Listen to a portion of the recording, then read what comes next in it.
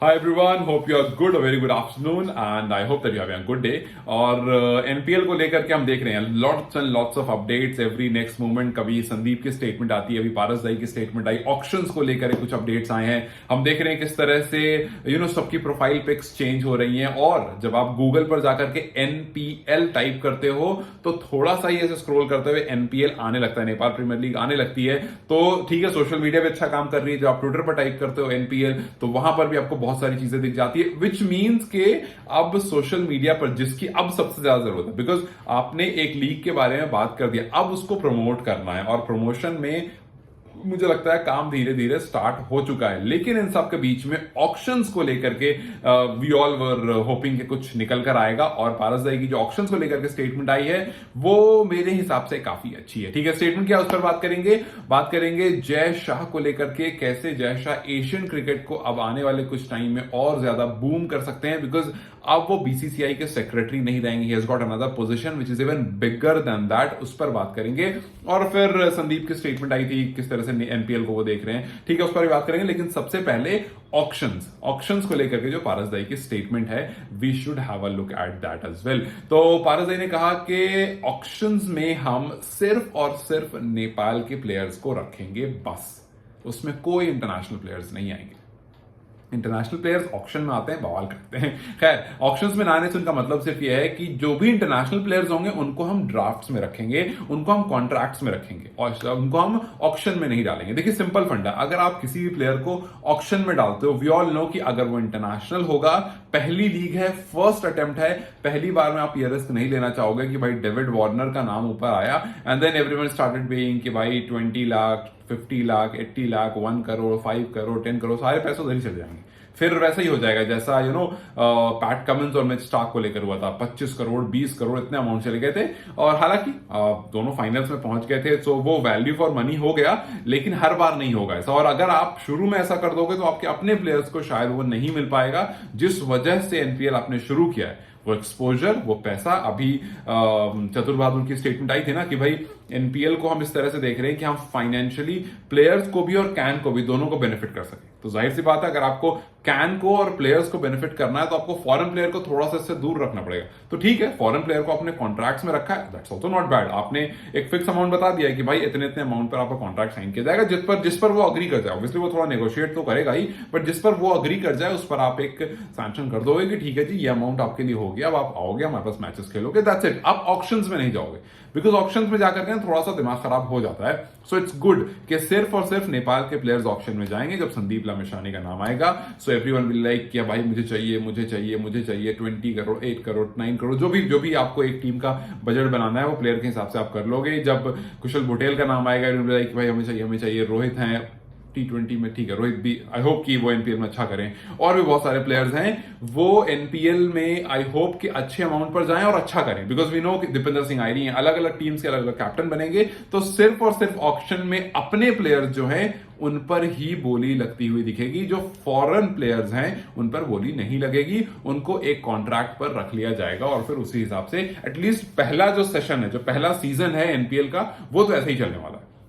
मेरे हिसाब से, अगर आप मेरे ओपिनियन पूछो तो मेरे हिसाब से ये एक अच्छा स्टेप है. बिकॉज यार, आप जब फॉरेन प्लेयर्स को लाते हो ना ऑक्शंस में, अनलेस एंड अनटिल आपके पास पैसा अच्छा नहीं हो. देखो, बीसीसीआई के पास अच्छा अमाउंट है, बीसीसीआई उसको और बढ़ा रहा. अभी बीसीसीआई एक टीम के लिए 100 करोड़ रुपए देता है. मतलब सिर्फ आप 10 टीम लगा लो जो आईपीएल में खेलती हैं, उनके लिए 1000 करोड़ इस सीजन तक था, जो अभी 2024 में हुआ. अगले सीजन में एक टीम में 30 करोड़ रुपए और बढ़ रहे हैं. मतलब 130 मतलब 1300 1300 करोड़ रुपए, 1300 करोड़ रुपए सिर्फ और सिर्फ ऑक्शन में जाता है, सिर्फ और सिर्फ ऑक्शन में, और बाकी चीजें अलग. सो आपके पास अमाउंट अच्छा खासा है. दैट इज वाई आप फॉरेन प्लेयर्स को लेकर आते हो. 2023 आईपीएल से बीसीसीआई ने कुछ 13-14 हजार करोड़ रुपए कमाए हैं. तो it's not a small amount. BCCI अच्छा खासा मनी जनरेट करता है सिर्फ और सिर्फ इन लीग से. And that is why NPL जो है वो नेपाल क्रिकेट को चेंज कर सकता है एंटायरली, अगर ये सही से एग्जीक्यूट हो गया तो. बिकॉज ये लीग्स बहुत पैसे जनरेट करती हैं, और अगर आपके पास ये पैसे जनरेट होने लगे सो ये ऑल टुगेदर बहुत हेल्प करने वाला है. ठीक है। So that is why I think कि ये पहला स्टेप अच्छा स्टेप है, क्योंकि ये फर्स्ट सीजन है आपकी लीग का। So it's a very smart and good move. और जितनी भी इसके अलावा अभी तक फर्स्ट सीजन को लेकर बात हुई, जैसे फॉरेन क्या कहते हैं फ्रेंचाइज को इन्वॉल्व ना करना, वो भी एक अच्छा स्टेप था, बिकॉज आप चाहते हो कि भाई पहले हम खुद से पुश कर जाएं, क्योंकि पारस भाई ने कहा कि हम आगे सोच रहे हैं इसको इन्वॉल्व करने का, आगे इंटरनेशनल जो भी फ्रेंचाइज है उसको इन्वॉल्व करेंगे, बट अभी नहीं करेंगे, अभी हम खुद से पुश करना चाह रहे हैं। That's a very good step कि जब आप खुद से पुश कर लेते हो, एक दो सीजन हो जाता है, अच्छा सक्सेसफुल सीजन होता है, तो फिर आप उसको जो आपका 7 होता है, फिर आप चाहते हो कि जी वो 13 हो 14 हो, मतलब उतना 2 टाइम्स बेटर हो जाए, उसके लिए फिर आप इंटरनेशनल इन्वेस्टर्स को बुलाते हो अगर जरूरत पड़ती है। तो अगर 2 साल में बहुत बूम हो गया तो आप कहते हो नहीं जी हम अच्छा चल रहे हैं, जरूरत ही नहीं है। ठीक है। सो पहला स्टेप मुझे लगा ये काफी अच्छा था। दूसरा स्टेप, दूसरे पॉइंट से मैं बात कर रहा था जय शाह को लेकर के।